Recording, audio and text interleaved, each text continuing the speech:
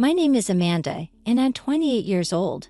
I've been married for 2 years to my husband Tom, a colleague from university who is now a corporate employee.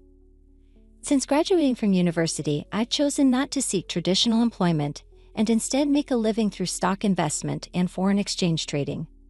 Despite living comfortably this way, my parents frequently urged me to find a decent job. The one who understands my current lifestyle the most is Tom. He's always on my side. We've been together since our university days. Being someone who isn't good at socializing, Tom has always been the one I could share my true feelings with.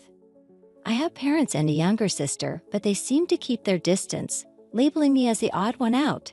As a result, we don't see each other as often as we used to. Tom's family consists of his parents and his older brother Jeff. When we visited his family to announce our marriage, they asked a lot of questions about my job. Each time, Tom would stand up for me. Amanda's doing what she loves for a living, and that's all that matters. Especially Jeff, who persistently inquired about my job, got me so annoyed that I gave him an offhand response. "I'm a part-timer." Hearing this, Jeff chuckled arrogantly and responded, "You should have just said that from the start. Plenty of college graduates can't find stable jobs these days." This condescending attitude was irritating, but I didn't let it bother me since I was not marrying him. Even though Tom kept apologizing, having him by my side was all that mattered to me. Jeff, who constantly belittled me, apparently holds an associate professor position at a university. I pity the students who have to learn from such a teacher. Jeff is now getting married, and Tom and I have been invited to the wedding. The bride-to-be is the daughter of the president of the university where Jeff works. There were many guests invited to the wedding. Marrying the president's daughter certainly guarantees a secure future. Jeff, all puffed up, saw me and began to mock me again. "It's embarrassing to have a part-timer as a sister-in-law. So your name isn't listed in the directory." I didn't understand what he was talking about, but when I checked the wedding directory, my name was the only one left blank.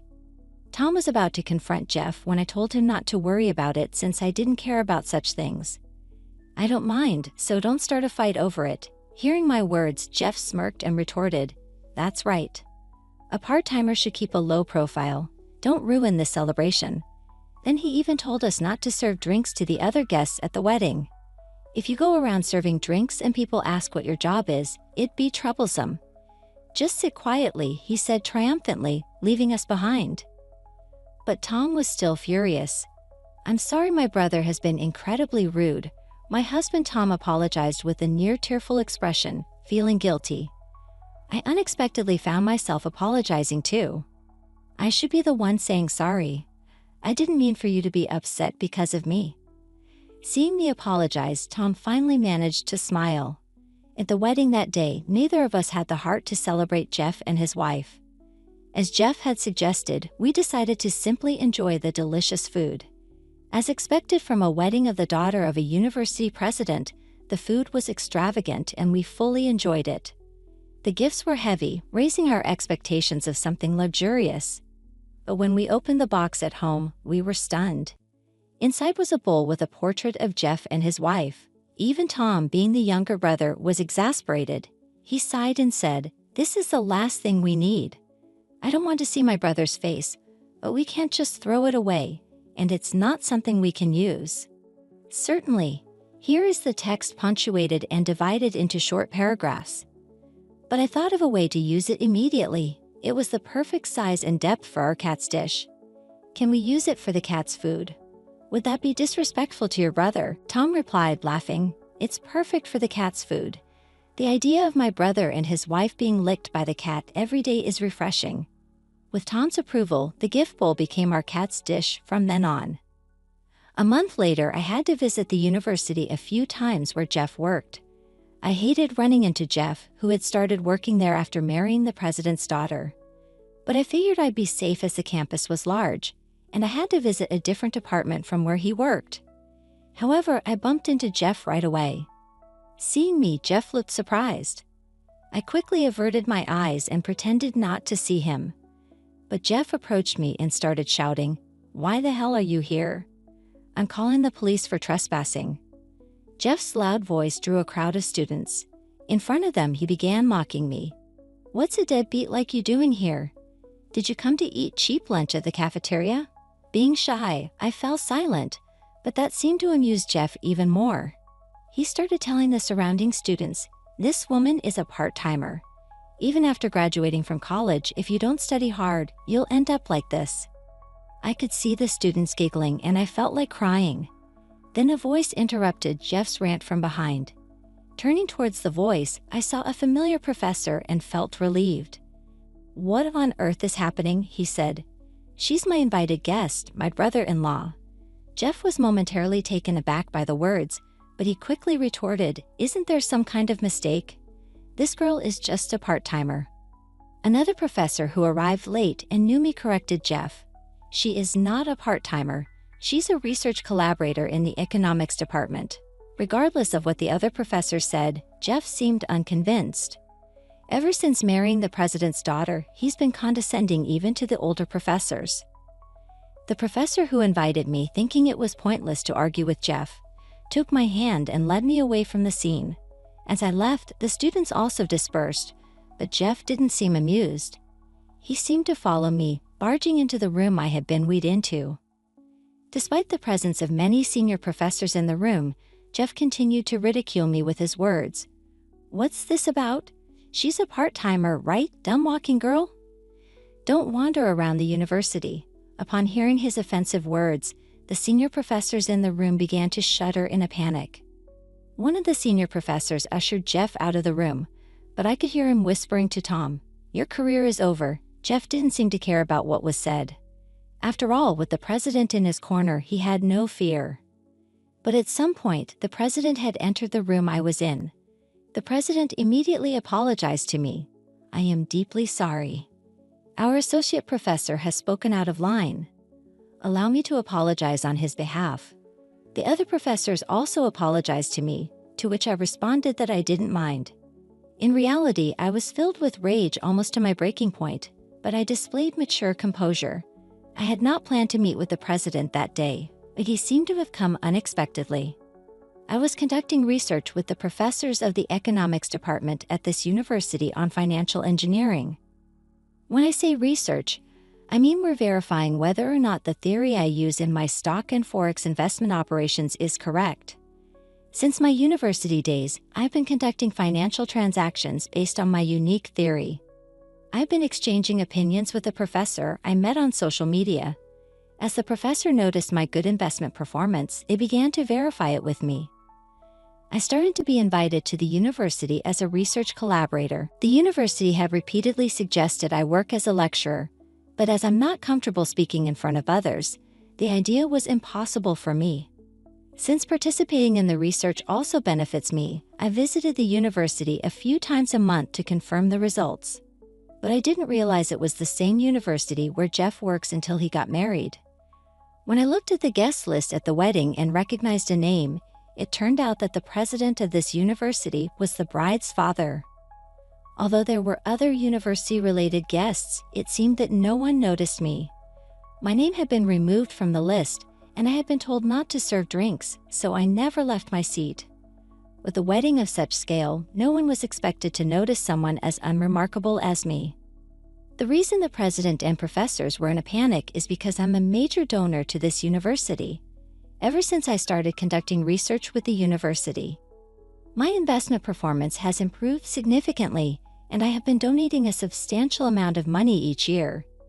In addition, the theories I'm researching are also being provided to hedge funds and investors abroad, which seems to be bringing in a considerable amount of donations as well. As a private university, donations and sponsorship funds are crucial to its operations, earning a substantial amount of money from the research I am involved in. Upsetting me would be a serious problem. If I got angry because of my brother-in-law Jeff's rude remarks, withdrew from the research, and even the donations ceased, it would greatly affect the university's operations. That day was no longer a situation to discuss investment theory. The president and the other professors just apologized to me, so nothing was settled. As I was leaving, I spoke to the president. "Your sister-in-law, the associate professor earlier, is my brother-in-law Jeff. Did you know that?"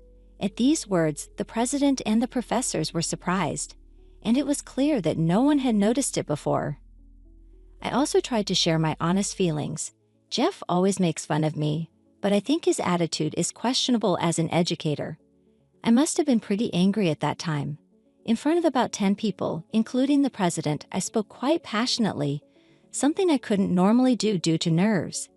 Looking back on it, I feel embarrassed, and I was impressed with myself for doing something unexpected when anger builds up too much. After I left, it seems my brother-in-law Jeff's attitude became an issue within the university. He had been criticized for his arrogant attitude towards his superiors, even after marrying the president's daughter, and his reputation among students was quite bad. The fact that he became an associate professor in the first place seemed to be a special case because he was dating the president's daughter, and criticism was directed at the president as well. The president had been defending his sister-in-law Jeff for the sake of his beloved daughter, but he was in trouble if his position as president was taken away, as he also received criticism.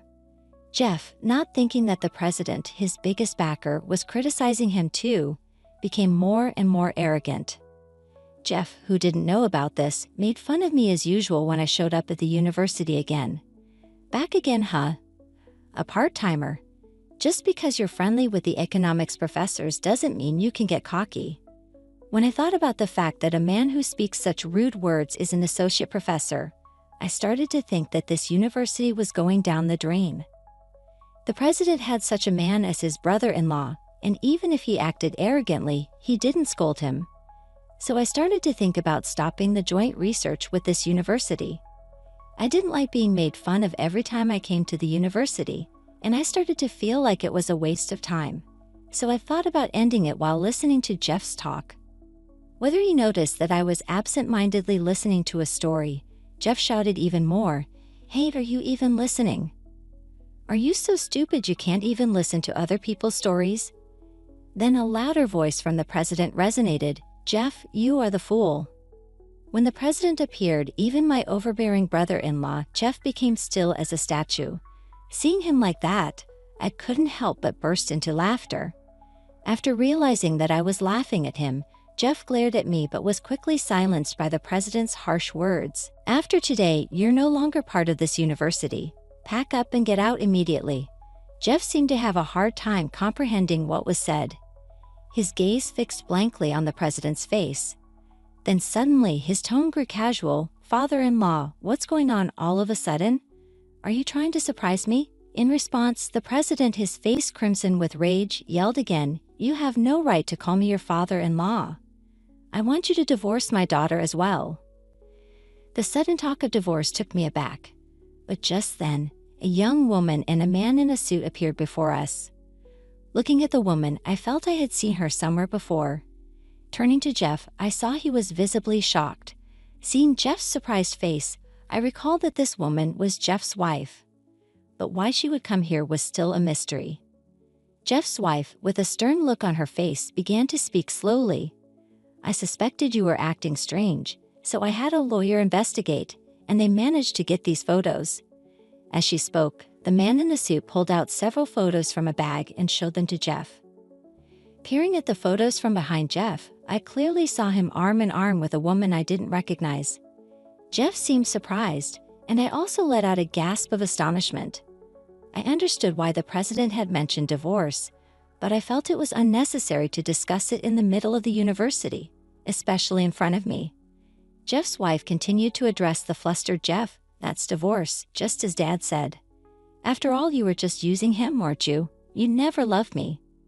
The unfolding drama had my heart racing, but seeing the tearful face of Jeff, who was about to cry, brought me joy. Moreover, when Jeff's wife said she would also demand the property division, Jeff began to apologize. "I won't cheat on you again, please forgive me." Watching Jeff in a panic was quite enjoyable, and I was almost tempted to take a picture to show my husband. Maybe the president called me here today to let me see Jeff suffer. Despite Jeff's pleas, his wife didn't change her mind and told him she already hired a lawyer. I hadn't expected things to progress so quickly, and as I watched bewildered Jeff close, he turned his frustration on me. "What are you looking at? You're just a part-timer. It's none of your business. Get out of here." At this point, the president began to speak on my behalf.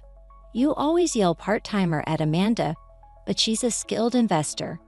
She's doing joint research with her economics department and even gives generous donations.